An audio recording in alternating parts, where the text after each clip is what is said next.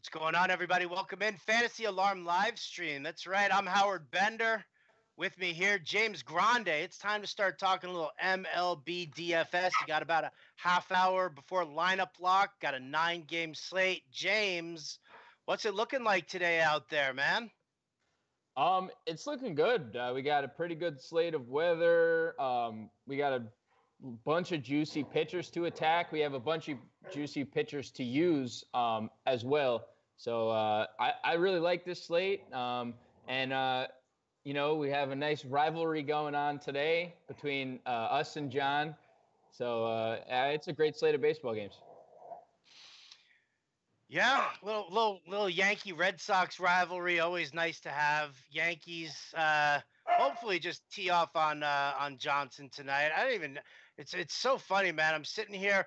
I think I'm just still so sick about Sonny Gray that I'm like almost didn't even want to don't even want to talk about the game with John because like even Brian Johnson's pitching better than Sonny Gray. Right. Like I could pitch better than Sonny Gray. You could pitch. John's girlfriend could pitch better than Sonny Gray at this point right now. So, when I look at it and I'm like, all right, Sabathia against the Sox should be kind of interesting. I see a lot of good BVP numbers though for the Red Sox here. So over/unders 10 as far as the implied run total here. Where are you at in this game? I think we either get even or we go over. I don't actually like either pitcher here. I actually wrote up the stacks article today, and I actually made a case to do a full game stack. Now, obviously, that's very challenging to do because, guys like Giancarlo Stanton, Mookie Betts, JD Martinez, who we want to build our lineups around, are all priced to the moon. So we're not going to be able to afford all of them. Plus, we have guys like Max Scherzer and Clayton Kershaw on the mound. So that means we're fading both of those guys essentially to get two of those bats. But there are a lot of value bats in this game. Luke Voit on the Yankees side, as well as Aaron Hicks, as well as, just up and down the line. CC hasn't been good versus righties this year, 330 WOBA against, and Brian Johnson against right-handed bats, 312 average against. So I think both sides are really juicy to attack. And I'm gonna use a ton of players here. Obviously, it's more going to be contrarian because I mentioned a lot of people are going to be on the Scherzers, the Kershaws, the Greinke. So if you're looking to spend down at pitching using a Nick Pivetta type of pitcher as your SP1 on DraftKings or on FanDuel, I think you can accomplish that because, Pivetta's in a good spot himself, and that allows you to spend more on your bats. So that's where I stand on that game. All right, listen, I can dig Pivetta here. I saw that there are some weather concerns over there. Does the weather change your mind at all?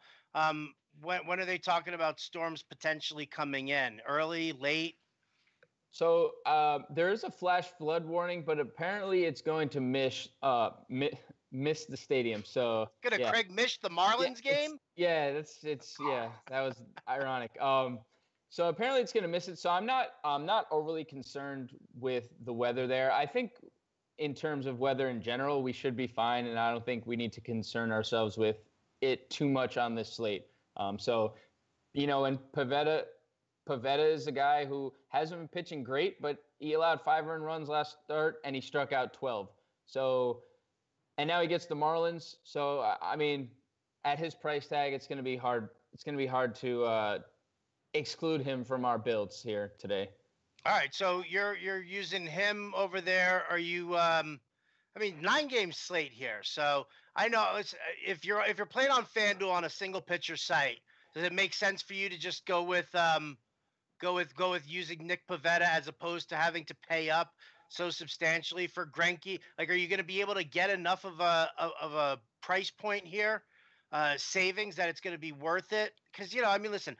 I know you're big on DraftKings, and you and John love DraftKings. I tilt more towards FanDuel just because of I've just had more success with the pitching staffs. Right. And when you can get a pitcher to roll out a 50-plus point game over on FanDuel, I mean that's the difference right there between cashing and not cashing in a straight up cash game. You could handle like 2 zeros in your lineup and still cash in a cash, like a 50-50. Um, if you're using Nick Pavetta over there, do you trust him for cash games on FanDuel? Well, I think what it is with Pavetta, I do prefer him for tournaments, because he's the guy that will allow us to get the Yankees, the Red Sox, the Braves, who are another stack I love. I think Clayton Kershaw is the guy on FanDuel, actually. His price tag is very, very courteous. He's priced below Scherzer and Greinke. And, I mean, this has been the best pitcher in baseball for however many years in a row. He's finally healthy again. The back seems to be kind of a thing of the past. 5 straight quality starts. His last game, we actually saw him, look really good. 8 strikeouts, 1 earned.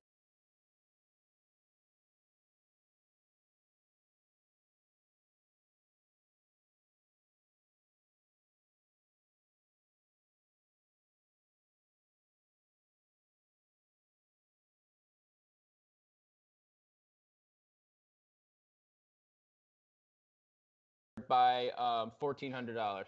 I know, right? 13K Yeah. for Scherzer. I mean, that to me, I mean, I know that the Reds lineup is, kind of on the trashy side here, but 13K, man, you can't get any bats whatsoever. All right. So, give me your top choices as far as like how you're just going to rank based on price point and ability, because obviously we're going to need to go with the 1-2 punch over on DK. Okay, so I think Kershaw is my top guy. Both sites. Greinke following him. I would actually slightly slot Pavetta in ahead of Scherzer, just because I don't, like you said, we can't really get bats with a $13,000 price tag. I mean, even on FanDuel, excuse me, it's 11.8. I mean, you can get Kershaw for $1,100 cheaper. So you can get Pavetta for $3,500 cheaper. So I mean, and Pavetta gets the Marlins. So like, I think if I'm ranking my top 4 guys, it's those 4: Kershaw, Greinke, Pavetta, Scherzer, and I think my value guy is going to be Mike Montgomery. Against the Padres rank dead last in strikeout percentage, 32.5% against left-handers since the All-Star break. So Montgomery's not a strikeout guy, but I mean, everyone on San Diego's swinging and missing. I think there's some upside, and Montgomery's not a guy who we tend to say that about. He's someone who, he's methodical, gets ground ball outs, but I think there's some upside here for Montgomery. I think he's my top value on the slate too. All right, nice. Let's flip it over. Let's talk about the bats here. What are we liking as far as I guess we could talk about it more in the sense of who are we targeting against. It sounds like you want to target your Nationals going up against Tyler Mahle. Obviously the left-handed bats are really what's ruining Mahle the most. I mean, he's got like a 424 WOBA. Well, lefties have a 424 WOBA, so I mean that puts you on what, like Harper, Murphy, Soto. You're lining those guys up tonight. All of them. I mean, it's an elite stack, and Matt Adams. I mean, you could just literally throw in any lefty against Mahle you want, and there's a potential. I mean, we saw what the Nationals how they responded to all this trade talk, a couple games ago against the Mets, and I think for whatever reason it kind of triggered something, and I think they're kind of getting back into things here. And I think their offense is going to take off. I think the left-handers are a great spot. I think Murphy is fantastic value on FanDuel. He's finally the Daniel Murphy of old, just kind of like we just spoke about Clayton Kershaw too. His injuries kind of seem to be behind him as well. So yeah, the Nats are a great stack. I mean, I think if we're talking about a team I like to stack a little bit more, it's going to be the Atlanta Braves in the same division against the gas can that is Jason Vargas. I mean, it's going to be hard for Vargas and his 8 point whatever ERA to navigate through a Braves lineup who ranks top 5 across the board, OPS, WOBA, average, WRC plus, versus left-handed pitching on the year. So, I mean, you could literally just pick. He's allowing over 300 average to righties, lefties. He's allowing over 380 WOBA, righties, lefties. It doesn't matter who you play here. I think the Braves are, and even if they're not as owned as like a Nationals or another stack, I think the Braves might be the top stack in my eyes on the slate. Okay, I could listen.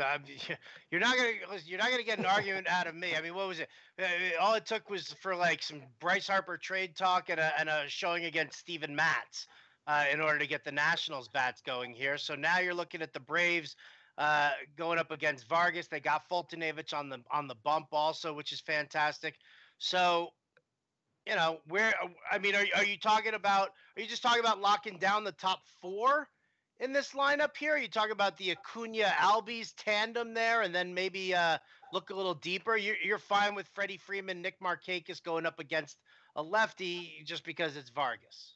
Yeah, I mean, if you look at Markakis' numbers this year against lefties, he's hitting about 315. So I'm not really concerned about the lefty-lefty matchup. And like I mentioned, Vargas against lefties this season has been bad. I mean, he's just been bad against literally anybody that steps into the box. So it's not something that I'm worrying myself with. I mean, I even like the bottom half of the Braves lineup. I think they provide the most value for us because if, again, talking about spending up, getting a Freeman and Albies, you're going to need to also, you know, use some value bats. Tyler Flowers is hitting 400 against lefties this year. I know he struggled lately, but, I mean, the sample against lefties has been there. And Johan Camargo, who's raking since the All-Star break, 333 since the break, and he's hitting nearly 300 against lefties this year. So I think the bottom half of the lineup provides you with the most value, and it will allow you to spend up and get a Freeman, Acuna, and Albies. So what about building? How about, I mean, I don't know how many lineups you generally like to put in, but I mean, if you're going to get some value bats there at the bottom of that Braves lineup, and it does have so much potential going up against, Vargas. What about exploring some other bottom end players to kind of mix in with them? Use like a bottom end of the Braves stack there, so that you can get your Kershaw and your Greinke or your, God forbid you use your Scherzer in there. Yeah.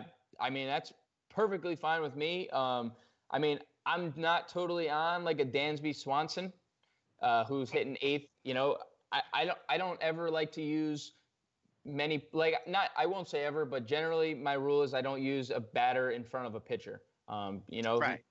So, I mean, I'll go 7. Flowers is hitting 7 tonight, and I'll use him, and I'll use Camargo hitting 6th. But that's about the lowest I'll go in terms of like batting order for the Braves.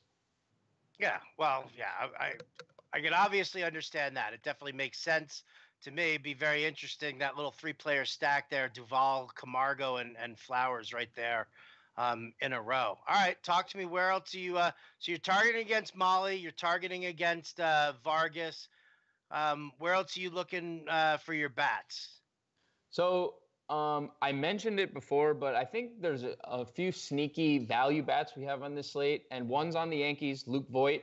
I mean, last year it was a small sample in St. Louis, but 797 OPS against lefties and like 35 at bats. So he has that going for him. And I mentioned Johnson hasn't been great against right-handers this year. 313 average, 340 WOBA. So I think Voit is someone that we can exploit, if you like that little play on words there. I love that, dude. That's great. Say it real fast again, because I don't think everybody heard it. I think Voit is someone we can exploit. Nice little. Yeah, I know. I've been working on it hard. DFS poetry here, guys. DFS poetry. We're gonna do some spoken word next. Maybe have a poetry slam on the next live stream. Whatever you want there. So exploit void is the way to go on Fantasy Alarm. Who else you looking at here? I'm gonna scroll through. I'm looking at some over under here, some implied run totals, dude. You got Gallardo on the mound opposite Andrew Krashner in Texas. What else am I looking at here? You still have a decent. And you got Toronto against Seattle here also. Why in the world does it say that Tyler Clippard is starting today? That is not correct, is it? Yeah, he's been announced the starter for today for the Blue Jays. Are you kidding? They're going the Tampa Rays route here, huh? Yep, they are. So, I mean, last time I remember Tyler Clippard as a starter, unfortunately, was a Yankee, and he was giving up back to back. I mean, just home run, just to back. It was a lot of this. So I hope this isn't a long-term fix or whatever they want to call it out there in Canada. But you mentioned the Baltimore Texas game. That is the game. That is another I think it's going to be a very chalky game, and I don't know if I think it's a trap because the pitchers are so bad, but like there's nobody on Baltimore that I do like Jonathan Villar a lot. Leading off, he is so cheap across the board, 2.4K on FanDuel and 3.3K on DraftKings. So if you were to spend up on Scherzer, I really think Max Scherzer is great today, because we're not telling you not to play Max Scherzer. He's just very expensive. VR is a way to give you a lot of salary relief, and he's leading off. So I think he's an interesting play in a cash game. But from the Baltimore perspective, like Chris Davis is a home run threat, sure. He's been showing a little more power lately. But other than that, nobody stands out to me on Baltimore. And then the Rangers side is the more appealing side. But you said it 2 days ago about, I forget who, every time you stack against him, it never works out. James Shields. Yeah. James Shields. Cashner has been that guy. Homer Bailey. Homer Bailey. Yes. If you want to know, if I have a lineup stacked up against Homer Bailey, then you know that you can win your GPP by starting Homer Bailey and get every chalk bat you could possibly get. Well, Cashner is that guy for me. So I don't know if me saying don't play Rangers is a good idea, because I don't think it is. But I can't. There's a mental block that says, man, I'm going to stack the Rangers and Andrew Cashner is going to fire 7 innings and 1 run. So, I mean, there are great plays. Joey Gallo is obviously the top home run threat on that team. Shin-Soo Choo has been amazing for all year. All year has been one of the more underrated players, underappreciated players in baseball, honestly. Finally earning that contract he got. And Elvis Andrus is coming alive. We have Rougned Odor, who's been the Rougned Odor of a couple years ago. So the lefties are really in a good spot, but it's just a mental block for me with Andrew Cashner, and he's your Homer Bailey. So I like the Rangers more than I like the Orioles, and this game just is so trappy despite the high total. All right, I can get it. All right, so let's talk about your give me your top bat, your top price bat. Give me your best call for mid tier. Give me your best value bat, and don't say Luke Voit. Well, you don't want to exploit? I don't know if I want to exploit Luke Voit. All right, so my top bat is gonna be Giancarlo Stanton. We saw JD Martinez have an unbelievable season against lefties last year, and Stanton's kind of on that same path this season. WOBA near 500, ISO is near 400, 10 home runs and 90 plate appearances against lefties. So Stanton to me is just the best play on the slate, and I'm going to call a home run tonight. I'm going to call it here. You heard it here. It's not very bold because he's been so good against lefties, but calling a home run is still calling a home run. I really, really, really, I hate to go back to the Braves, but I love the Braves here. Ronald Acuna Jr. homered his last time out. We mentioned how bad I'm blanking. Jason Vargas has been. Sorry. And Acuna actually hasn't been great against lefties this year, but I think Vargas is someone who is that bad, and he's going to get broken out of his funk tonight. So Acuna is my top middle tier, and I wish I didn't use Jonathan VR already, because Jonathan VR he was my top value. You don't get someone 2.4K in the highest total, the highest total of the slate, leading off in Texas hitting weather, very often. But if you're not on Pivetta, or even if you are on Pivetta, I think a very contrarian value option could be Justin Bour. Power from the left side, and we know Pivetta. It's weird because Pivetta last season was very poor against right-handed bats, and this year he's kind of flipped, and he's very poor against left-handed bats. So I think Justin Bour is in a really nice spot, again, for a home run. I wouldn't ever use someone like Justin Bour in cash because he's been so up and down, and way more down than up this year, but he's still a very powerful bat. And Pivetta is still someone who, although he has 140 strikeouts in 110 innings, is someone who has a 4+ ERA and has been giving up 3, 4, 5 runs in almost every start the last month. So I think Justin Bour is the contrarian value pivot off of Voit and Jonathan VR. All right. Very nice. Very nice. Look at that. We got a little Periscope question here at Joyce_Ben. James, he wants to know why DFS analysts are always so fat. Can you tell me why you're putting on a little weight here? A lot of Chipotle. A lot of Chipotle. Yeah. A lot of Chipotle. Okay. All right. I don't know if it's necessarily Chipotle. I'm gonna ask the question back to you, Ben, or maybe throw out this. Why are all guys named Ben such douchebags? So, I don't know. How about that one? Maybe the reason that DFS analysts are so fat is the same reason that all Bens are douches. Just something to think about. Food for thought. Let's get back to it here. Couple of people over on Periscope want to know your thoughts on Sabathia tonight. Are you off him completely? I am not on him tonight. The Red Sox haven't been necessarily great against left-handers this year, but CC hasn't been great against righties, and we know now with the additions of Steve Pearce, Ian Kinsler, the Red Sox can literally run out a lineup of like 9 right-handed bats, and it's scary. So I'm going to avoid CC. It's going to be super, super low owned in a tournament because of how good the Red Sox have been. And so like if you're looking at it from an ownership standpoint, that's okay, but he's not personally on my radar. All right. Very cool. Very cool. We're going to have to kind of cut things a little short today just because we got to get ready for an NFL live stream as well. James, you got some final thoughts you want to share with us about the slate? Maybe there's some other play that you haven't mentioned yet that you might still be on, maybe a super secret sneaky play.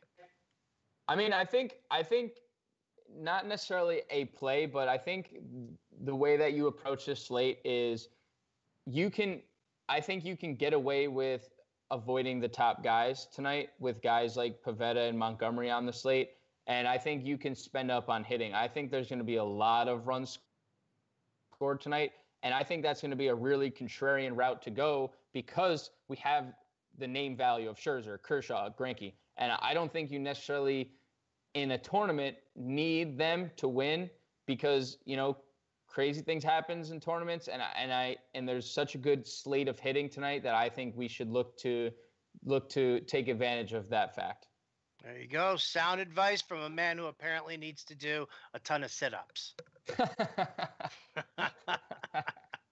Guys, that's going to do it for me and James today. As always, listen, we've got the chat over at fantasyalarm.com. There is a specific DFS chat room that you can go to and get all the work here. James's Twitter handle is good. Give that Twitter handle again there, champ. You don't want to do it? I can't say it. I can't say the word. I actually have to pay money if I say the word underscore too much. My Twitter handle is _real_grande. There you go. So definitely give him a follow as well. One thing also, guys, just to know, go visit our friends over at rtsports.com. Drafting like an expert takes real practice here. So Real Time Fantasy Sports is offering a one-of-a-kind opportunity to mock draft against fantasy football pros. Yeah, I know there's a DFS live stream for MLB, but if you're looking to get involved in some mock drafts for fantasy football against some professionals, well, hone your skills and learn from the Fantasy Alarm team while drafting your team. It's easy. Go to rtsports.com/alarm. The road to fantasy football glory begins now. Go to rtsports.com/alarm. Well, James, I think that's going to do it for us today. We got to have a much bigger slate to discuss tomorrow. So again, folks, we'll be back here again tomorrow, 6:30 p.m. Eastern. Maybe it'll be James, maybe it'll be John and Pemba. I can't figure out which one we're going to do. They're both here as always with us because one's producing and one's on camera. Maybe John's doing some sit-ups here so he doesn't get, chastised by people over on the old Twitter sphere here, the old Periscope world. It's going to do it for us today, people. I'm Howard Bender. He's James Grande. This has been the Fantasy Alarm DFS live stream. Best of luck to you in all your contests. Hope you cash.